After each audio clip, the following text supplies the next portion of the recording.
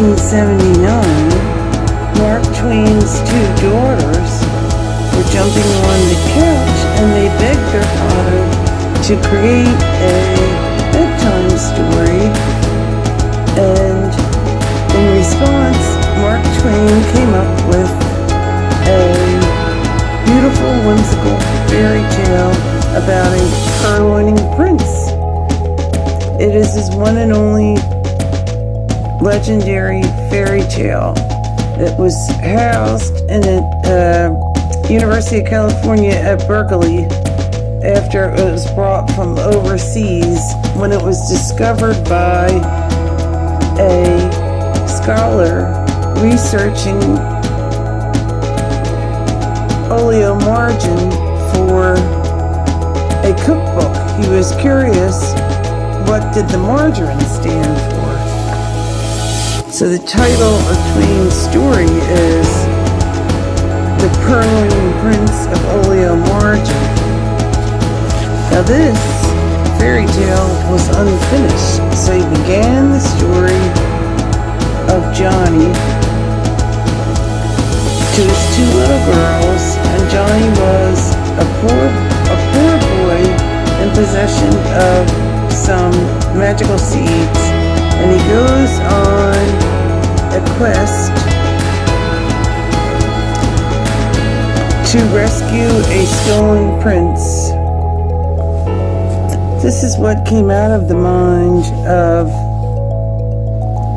an American Hallmark, Mark Twain. The first story I ever read by Twain was Puddinghead Wilson, and that had his trademark sense of humor in it. Likewise, this story too. Susie Clemens writes of it, I had wanted Papa to write a book that would reveal something of his kind, sympathetic nature. Also, interestingly, besides the grand story and adventure that the Purloining Prince embarks on, Mark Twain wrote some comments on narrative writing, and here you can recognize his brand of humor.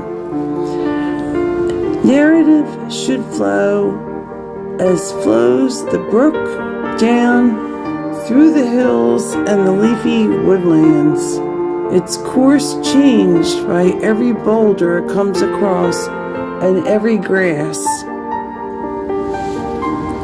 A brook that goes straight for a minute, but goes and goes briskly, sometimes ungrammatically, sometimes fetching a horseshoe 3/4 of a mile around, and at the end of the circuit flowing within a yard of the path it traversed an hour before, but always going and always following at least one law, always loyal to that law, the law of narrative, which has no law. You can see some of his trademark irony.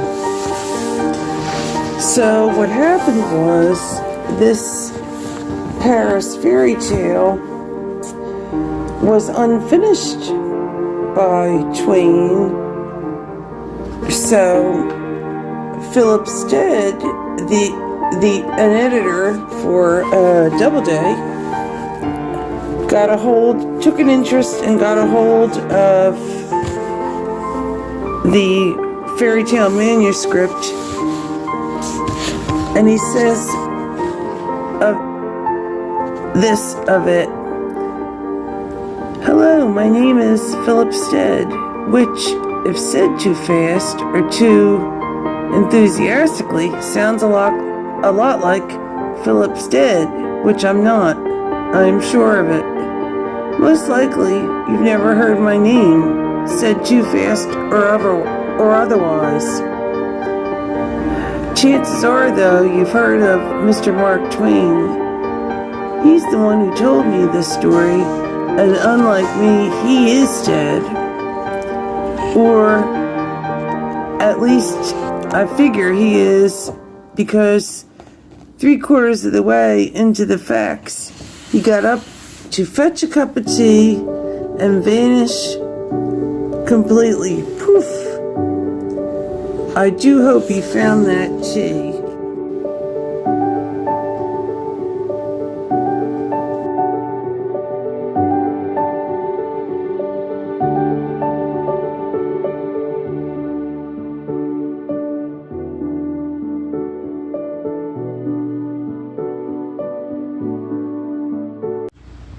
Okay, folks,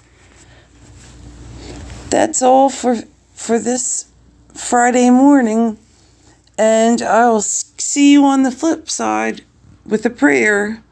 Thank you very much. Like and subscribe.